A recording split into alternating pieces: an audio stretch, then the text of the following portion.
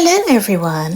Last year I did a video about things that you should do to prepare for the new year. But keeping with the theme of building yourself up, before you look forward to New Year's resolutions, why not see if there's anything you can pat yourself on the back for? For example, I know that most people like to lose weight over the year. You may have aimed to lose 50 pounds, but instead of realising you failed to lose 50 pounds, congratulate yourself on the 20 pounds you did lose. If you wanted to tidy up a bit more and be a bit more organised, instead of complaining and worrying that you weren't able to get everything you wanted done, focus on the room that you were able to do, or even the table that you were able to do. And this is very important, especially if you're disabled, because you may not be able to do everything you wanted. I know that for me, sometimes it is an absolute effort to make my bed. That takes a lot of energy, so when I do it, it's the first reward I have. Oh, and one more thing. Don't do things to impress other people. Impress yourself. If you lose weight, do it for you. If you want to build muscle or go to the gym, do it for yourself.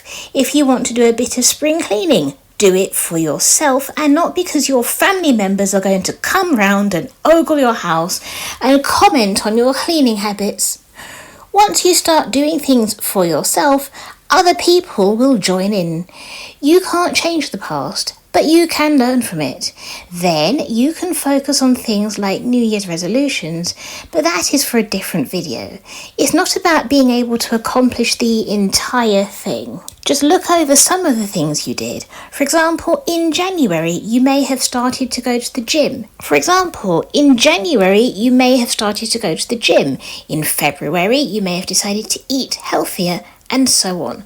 Look back at those things, see what you ticked off, and pat yourself on the back for that. For example, I wanted to start writing my novel at the beginning of the year. But I ended up starting to write it in October. So rather than beating myself up about the fact that it took me 10 more months than I wanted, at least I started now, and try not to get into the mindset of saying, oh, I wish I'd done so much more. This is coming from a woman who is in chronic pain. Sometimes you just can't do anymore. The more you push yourself, the less you're able to do. So take it one day at a time. Do what you can and focus on those accomplishments. Also, do not put all your eggs in one basket. Say you save up your money. You have plans for that money for the next year. You have that money in January and then you get robbed in May. That doesn't mean you can't make plans, but be prepared for unforeseen circumstances. But now you've got to buy a new laptop or TV because this happened to you. However, lesson learned. Do not leave your savings by the front window, and do not leave your boxes with your purchases for the bin man. Also, think about how you treat people, because this is the time of year when everyone seems to go into debt. We all need to borrow money from each other. So was there anyone you were particularly unkind to? Don't do it just because you need money from them. Think back to why you behave like that. Maybe now is the time to give a genuine apology. Explain that you're having a bad day, you were in pain, or there was something else, but make sure it's not just because you want something. Try to be positive. If you notice your friends have started doing things, tell them. They're not dogs, you don't have to pat them on the head, but if they were in two minds about building that shed because they were tired but they did it anyway, tell them they did a good job. Feed the energy that you want to succeed. If you notice that you're finally accomplishing things, praise yourself. Are you finally able to get back into that outfit?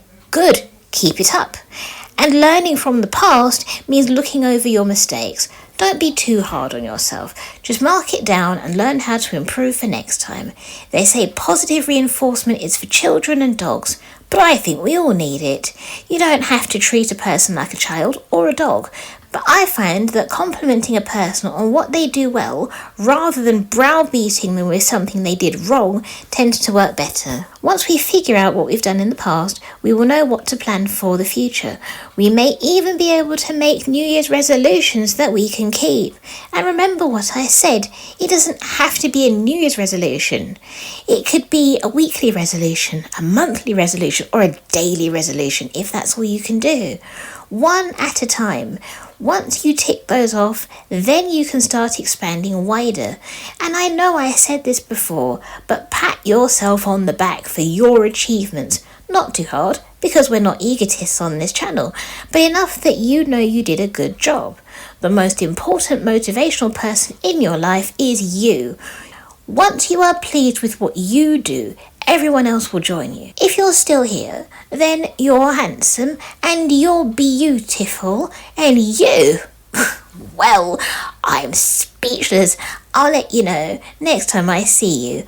Over to the pets. Hello all, this is Sylvie. If you liked what you saw, then subscribe for more.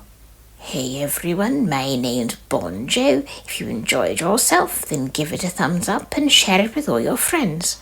Hi everybody, I'm Jack, and if you had fun, then comment down below and let my mum know the last thing you accomplished.